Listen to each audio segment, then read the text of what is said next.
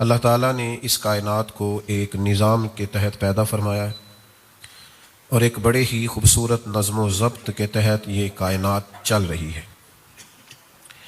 یاد رکھیے گا کہ نظم و ضبط، حسن کاری، خوبصورتی، سلیقہ مندی یہ کسی بھی کام کو خوبصورت بنا دیتی ہے، لیکن کوئی کام بھی اگر ڈھب اور سلیقے سے نہ کیا جائے، وقت گزارنے کے لیے اور اس موقع کو آگے بڑھانے کے لیے صرف کام کیا جائے تو کام تو ہو جاتا ہے لیکن اس کی خوبصورتی قائم نہیں رہتی۔ اللہ تعالیٰ نے قرآن مجید کے اندر ارشاد فرمایا کہ وَهُوَ الَّذِي خَلَقَ اللَّيْلَ وَالنَّهَارَ، فرمایا وہی رب ہے جس نے رات اور دن کو بنایا، وَالشَّمْسَ وَالْقَمَرَ، سورج اور چاند کو بنایا، كُلٌّ فِي فَلَكٍ يَسْبَحُونَ، فرمایا یہ سارے اپنے مدار میں تیر رہے ہیں، اپنے گھیرے میں تیر رہے ہیں، دن بھی، رات بھی، سورج بھی، چاند بھی، یہ سب اپنے اپنے مدار میں تیر رہے ہیں، کوئی کسی کے وقت میں آتا نہیں، کوئی کسی کی جگہ لیتا نہیں، کوئی کسی سے ٹکراتا نہیں، اپنے اپنے مدار میں، اپنے اپنے گھیرے میں تیر رہے ہیں۔ جس طرح تیرنے والا دریا میں تیرتا ہے، اس طرح یہ اپنے اپنے مدار میں تیرتے ہیں۔ یہ سورہ انبیاء ہے، آیت نمبر 33۔ اللہ تبارک و تعالیٰ نے ان کو جو ڈیوٹیاں دی ہیں، یعنی جس وقت دن ہوتا ہے اس وقت رات نہیں ہوتی، آپ نے کبھی نہیں دیکھا ہوگا کہ رات بھی ہو اور دن بھی ہو۔ چاند ہوتا ہے تو پھر سورج اوٹ میں چلا جاتا ہے نظر اپنے اپنے مدار میں۔ ہمارا یہ مزاج ہے کہ ڈھیروں لوگ ہیں جو اپنے مدار میں کام نہیں کرتے، ان کی جو ڈیوٹی اور ذمہ داری ہوتی ہے ان کا نہیں انہیں پتہ ہوتا، باقی سب کا پتہ ہوتا ہے۔ فلاں ٹھیک نہیں کر رہا، فلاں غلط کر رہا ہے، فلاں ذمہ داریوں کا احساس نہیں کر رہا، فلاں شعبے میں لوگ خراب ہو گئے۔ پہلے بھی شاید میں نے عرض کیا ہو، میرے پاس ایک دوست ایک دفعہ تشریف لائے، بڑے محبت والے ہیں اور ان کا یہ جوتے بنانے کا کارخانہ ہے، تو پوری دنیا پر تبصرہ کر رہے تھے اور کرنا چاہ رہے تھے۔ میں نے ان سے عرض کی بڑی محبت کے ساتھ، میں نے کہا آپ سارے کام چھوڑیں، آپ جوتے صحیح بنایا کریں، آپ ملک کا بہت اچھا فائدہ کریں گے۔ کوئی آدمی چلو ایک دفعہ آپ سے جوتے لے تو ایک سال نکل تو جائے، جوتوں والا خرچہ تو بچے۔ آپ غریب کی اتنی مدد بس کر دیں کہ جو آپ کر رہے ہیں اس کو صحیح کر کے کر دیں، تو باقی ساری دنیا کی فکر آپ چھوڑ دیں، جس کو اللہ نے جہاں رکھا ہے وہ اپنی ڈیوٹی کرے گا۔ دوسرے کے کام میں مداخلت کرنا نظم و ضبط کو توڑ دیتا ہے۔ یعنی آپ دیکھیے کہ جنگ احد میں مسلمانوں کو بظاہر نقصان کا سامنا کرنا پڑا، اس کی وجہ یہ بنی کہ نبی کریم صلی اللہ تعالی علیہ وسلم نے بعض صحابہ کی ایک درے پر ڈیوٹی لگائی تھی، فرمایا جب تک میں نہ کہوں تم نے اس درے کو نہیں چھوڑنا، یہیں کھڑے رہنا۔ اب جنگ ختم ہو گئی، مسلمان کامیاب ہو گئے، مال غنیمت جمع ہونے لگا، تو بعض صحابہ نے اجتہاد کیا، انہوں نے کہا کہ یہ جو حضور نے فرمایا تھا نا جب تک میں نہ کہوں، اس کا مطلب یہ ہے کہ یہ جنگ کے ختم ہونے تک کی بات، تو اب تو ختم ہو گئی جنگ۔ اجتہاد کیا، رائے دی، تو جو ان کی ڈیوٹی تھی وہ ڈیوٹی چھوڑ کر وہ ذرا دوسرے کام پر آئے، اس کا نتیجہ یہ نکلا صرف اپنی ڈیوٹی چھوڑ کے دوسری ڈیوٹی پہ آئے، اور اخلاص والے تھے، مخلص تھے، ایمان کے اعلیٰ درجے پر فائز تھے، ان کا ایمان کسوٹی ہے دوسروں کے لیے، دنیا کے سب سے عظیم لوگ تھے، لیکن صرف تھوڑی دیر کے لیے اجتہاد میں بھول ہو گئی اور اپنی ذمہ داری چھوڑ کے دوسرے کام پہ وہ لگ گئے، تو اس کا نتیجہ یہ نکلا کہ 70 صحابہ شہید ہو گئے۔ حضرت امیر حمزہ رضی اللہ تعالیٰ عنہ کا پورا وجود کٹ گیا، خود نبی کریم صلی اللہ تعالیٰ علیہ وسلم کو تکلیف آئی، دانت مبارک شہید ہوئے، وجود نور سے خون نکلا۔ یہ ساری آزمائش کیوں بنی کہ وہ جو نظم و ضبط حضور نے دیا تھا بنا کے، اس میں تھوڑی دیر کے لیے بعض لوگوں کو سمجھنے میں اشتباہ پیدا ہوا تو نقصان ہوا۔ ہمارا آج پوری ملت کا اور قومی مزاج یہ بن گیا ہے کہ لوگ ذرا تھوڑا سا دوسروں سے ہٹ کے چلنا چاہتے، نظم و ضبط کے قائل نہیں ہیں، کسی ترتیب کو پسند نہیں کرتے۔ منظم طریقے سے کسی جگہ قطار بنانے کا عرض کر دیا جائے یا کسی جگہ کسی لائن میں آنے کا عرض کر دیا جائے تو بہت سارے لوگ ہوتے ہیں جو کہتے ہیں کہ بھئی میرے پروٹوکول کے اور میرے مزاج کے اور میری شان کے اور میرے فلاں کے خلاف ہے، اب میں یہ کروں گا۔ اچھا مزے کی بات یہ ہے، یہ جتنے بھی لوگ یہاں ہمارے ملک میں یہ کام کر رہے ہوتے ہیں نا کہ نہیں میرا حق ہی نہیں ہے، میں کیوں لائن میں کھڑا ہوں، یہی کسی اور ملک میں جاتے ہیں تو سب سے پچھلی لائن میں کھڑے نظر آتے ہیں، سارا پروٹوکول بھول جاتے ہیں، شان و شوکت بھول جاتے ہیں۔ نظم و ضبط ایک حصہ ہے۔ سڑک پر گاڑیاں چل رہی ہیں، ٹریفک کا بہت زیادہ بہاؤ ہے، اب ایک صاحب کیا کرتے ہیں، وہ کہتے ہیں میں نے نکل جانا ہے، ان کو پتا بھی ہے کہ دوسری سے جس طرح میری سائڈ سے ٹریفک بند ہے تو دوسری سے بھی بند ہے، ان کے علم میں ہے ساری بات۔ اب وہ کیا کریں گے، وہ کہیں گے میں نے نکل جانا ہے، وہ تھوڑا سا گاڑی کو سائڈ پہ کر کے سیدھی کریں گے، جانے والی پہلے بند تھی انہوں نے آنے والی بھی بند کر دی، اب وہ ماحول اس طرح کا بن جاتا ہے کہ جس ٹریفک کی امید تھی کہ 20-25 منٹ میں کھل جائے گی وہ کئی گھنٹے بھی نہیں کھلتی. تو نظم و ضبط کی پابندی ہمارے مزاج کا حصہ نہیں, اس کے نتائج ٹھیک نہیں نکلتے. جس خوبصورت دین کے ہم ماننے والے ہیں وہ سارا ہی نظم و ضبط کی بات کرتا ہے. یعنی نماز ہی پڑھنی ہے نا, اللہ کی عبادت ہی ہے نا. جس وقت وضو کر لوں میں فجر پڑھ لوں ہو جائے گی. عبادت کس کی؟ اللہ کو نہ اونگ آتی ہے نہ نیند آتی ہے. اس کا دروازہ کرم کبھی بند نہیں ہوتا. بندے کا دل کر رہا ہے کہ رات کے 2 بج گئے, دل کر رہا ہے میں فجر پڑھ لوں ہو جائے گی. کیوں؟ جس رب کی عبادت کرنی ہے وہ تو بیدار ہے, حی اور قیوم ہے. آپ دیں سجدے جا کے, اس کا کوئی ٹائم تو نہیں قبول کرنے کا. لیکن وہ کہتا ہے ان الصلاۃ کانت علی المؤمنین کتابا موقوتا, بے شک ہم نے نماز مومنوں پر مقررہ وقت پہ فرض فرمائی ہے. آپ وقت سے صرف 5 منٹ بعد بھی فجر کی نماز پڑھیں گے تو نماز نہیں ہوگی. آپ کہیں کہ جناب میرا بڑا دل کر رہا ہے اور دن کے ابھی 11:30 ہوئے ہیں تو میرا دل ہے میں زور پڑھ لوں تو ہو جائے گی. تو آپ کہیں نا کہ یا اللہ تو قبول کرنے والا, مہربانی کر نہ قبول, تو کریم بڑا ہے, مہربان بڑا ہے.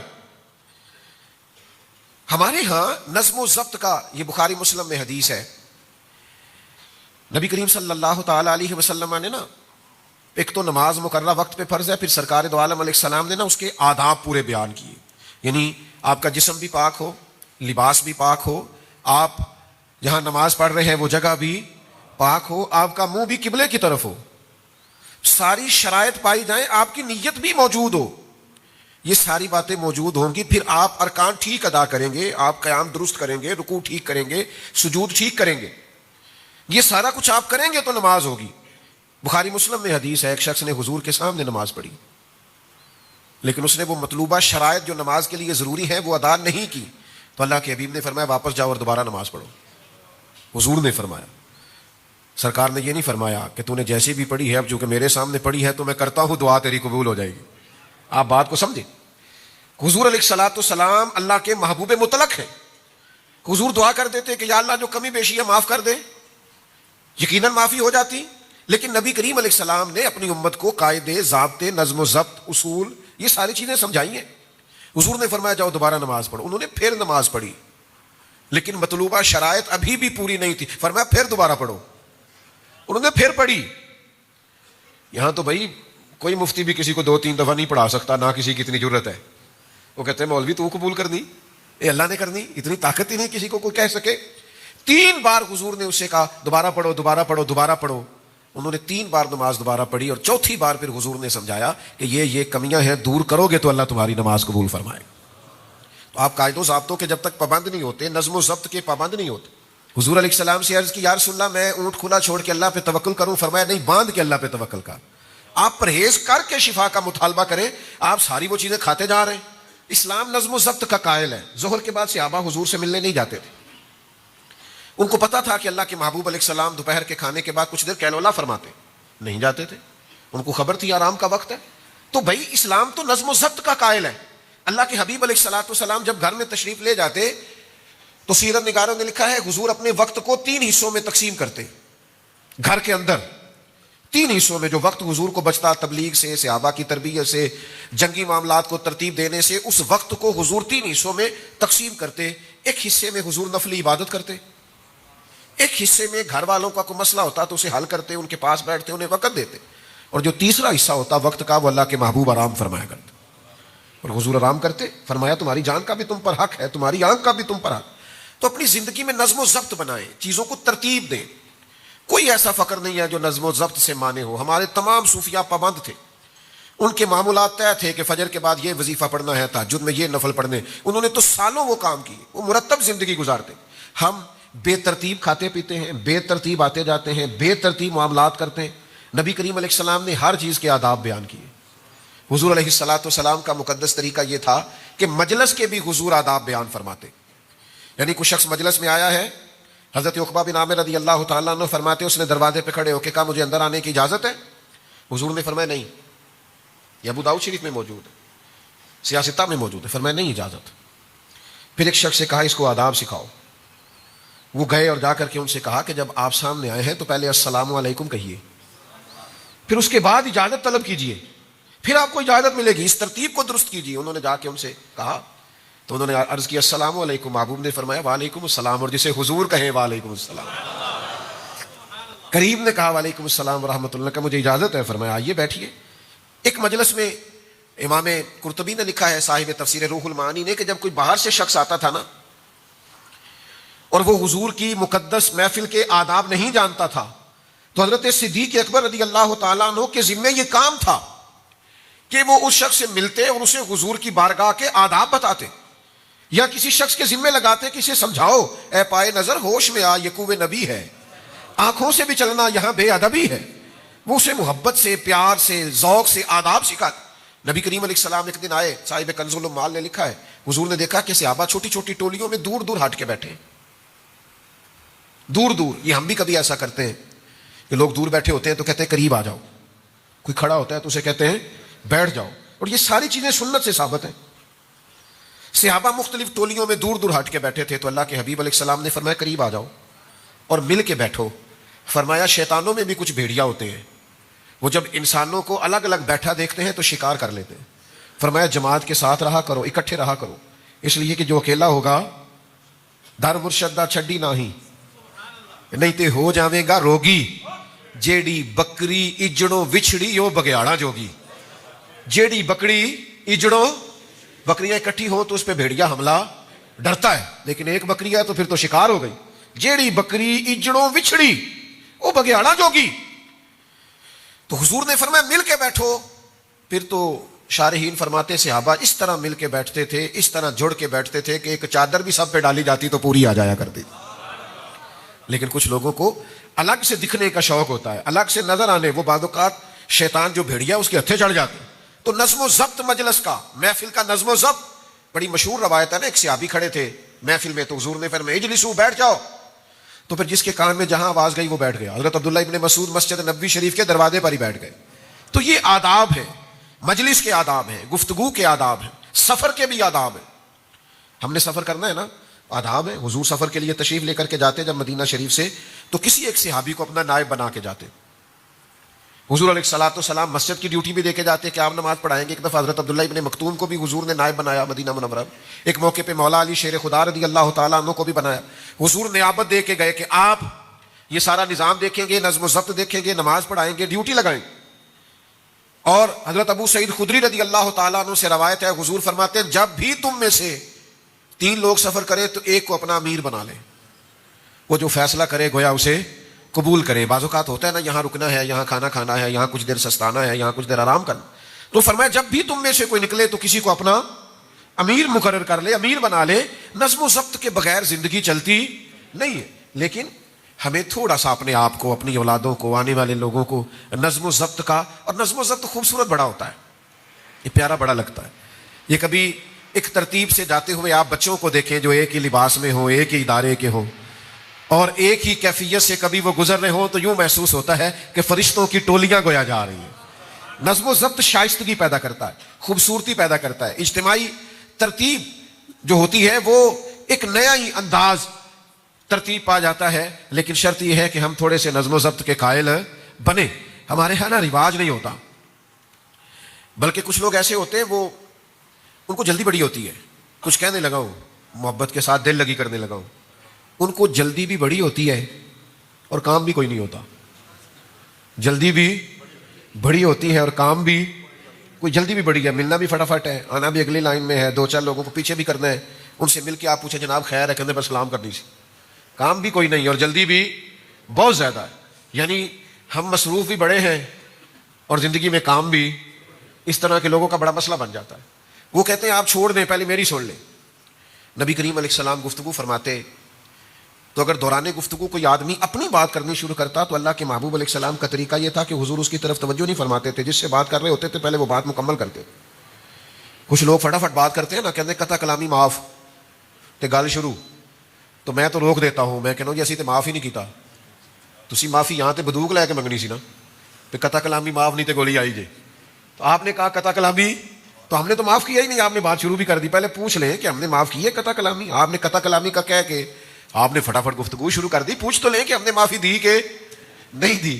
تو آپ کوئی بات کر رہے ہیں اسے مکمل کرنے دیں. نظم و ضبط کا ایک طریقہ ہے, اس کی بات مکمل ہو جائے پھر آپ اپنی بات کر لیں.